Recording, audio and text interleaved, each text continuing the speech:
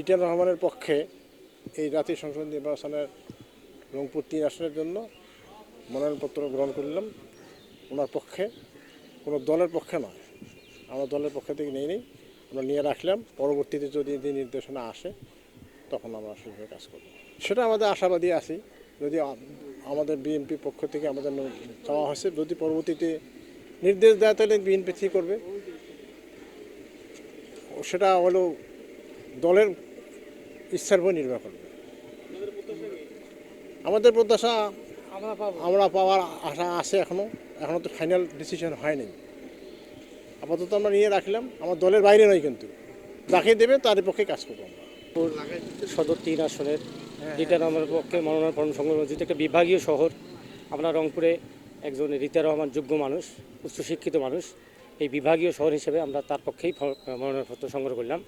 আমরা আশা করব যে দল আমাদেরকে ন্যায় বিচার করবে, আমাদের পক্ষেই দল সমর্থন দেবে।